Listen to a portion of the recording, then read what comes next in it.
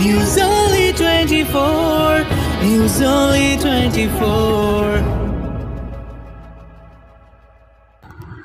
বারাসাত লোকসভা কেন্দ্রের তৃণমূল কংগ্রেস প্রার্থী ডাক্তার কাকলি ঘোষ দস্তিদারের সমর্থনে প্রচারে এলেন ৮০ দশকের নামজাদা অভিনেত্রী মন্দাকিনী।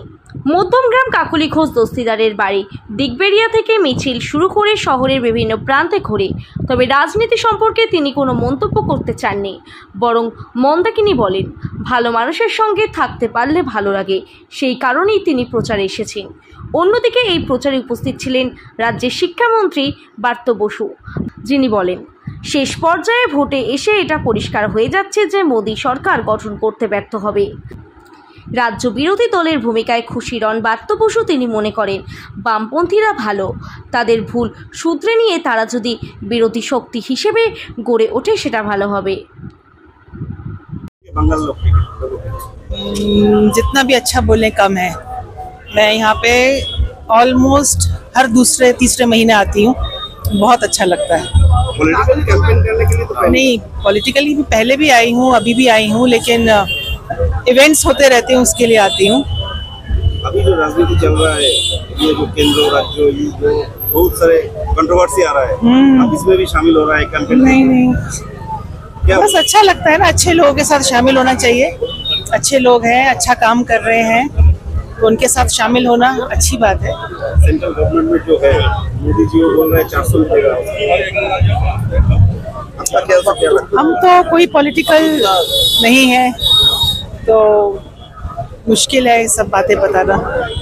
हमको ये पता है कि जो अच्छा काम कर रहा है उसके साथ खड़े रहना चाहिए बस। ये जो कैंपेन है तो मोदी जी के खिलाफ ही है, तो वो बोल रहे हैं 400 मिलेगा, तो आप क्या बोलेंगे? बस कुछ नहीं कह सकते। Thank you. দেখা গেল দেশের প্রধানমন্ত্রীকে এবারই হয়তো এত বেশি প্রচার করলেন, তার মধ্যে আমরা ভোটের একেবারে শেষ প্রচারে এসে পৌঁছেছি।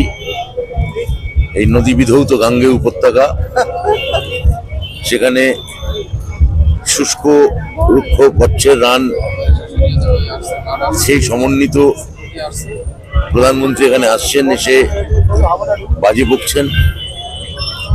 আজকে অনেক খারাপ খারাপ কথা বলেছেন, ভিত্তিহীন কথা বলেছেন। সব থেকে বড় কথা,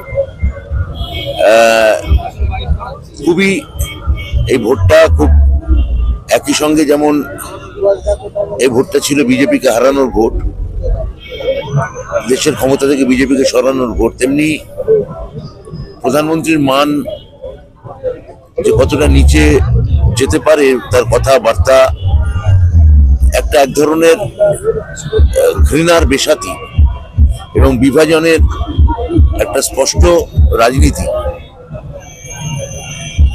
গোটা প্রচার পর্বে প্রধানমন্ত্রী ছড়ালেন। আজকে আমাদের শেষ লগ্নে আমি মধ্যমগ্রামে এসছি। আমার ক্যাবিনেটের, পশ্চিমবঙ্গ ক্যাবিনেটের মাননীয় মুখ্যমন্ত্রী মমতা বন্দ্যোপাধ্যায়ের অন্যতম বিশ্বস্ত সৈনিক, রাজ্যের খাদ্যমন্ত্রী এবং মধ্যমগ্রামের বিধায়ক রথীন ঘোষের আমন্ত্রণে আজকে আমরা এখানে ডক্টর কাকলি ঘোষ দস্তিদারের, যিনি আমাদের চতুর্থবারের প্রার্থী এবং 3 বারের সাংসদ, তার সমর্থনে আমরা এখানে একটা র্যালি করব। এবং এই র্যালি করতে করতে আমরা এটাই বলবো যে এই বাংলাতে যে সবুজ ঝড় চলছে, সেখানে এই ধরনের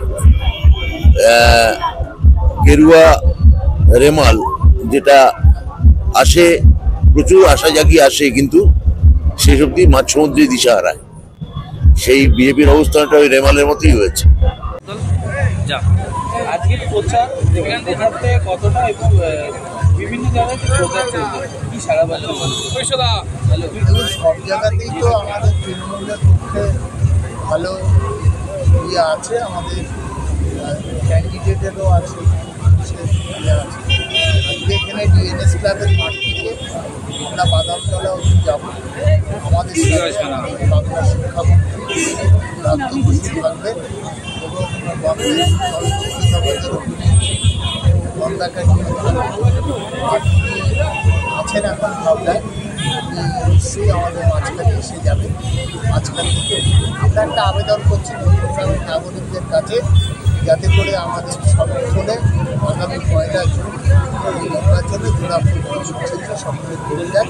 এই আবেদন করবার জন্য আমাদের মধ্যমগ্রামের 28টা ওয়ার্ড থেকে সমস্ত ছেলেমেয়েরা এসছে, যে আমরা এখানে মধ্যমগ্রামবাসীর কাছে এটা দেখানো যে আমরা এখানে যে সাংগঠনিক শক্তি হিসেবে আমরা অনেক বেশি আমাদের ব্যক্তি আছে, আমাদের দলের জেতাটা শুধুমাত্র সময়ের অপেক্ষা। বিরোধীদের উদ্দেশ্যে কি বার্তা বলতে পারেন? বিরোধীরা বিরোধী থাকবে। কালকে নরেন্দ্র মোদী অশোকনগরে সভা করেছে।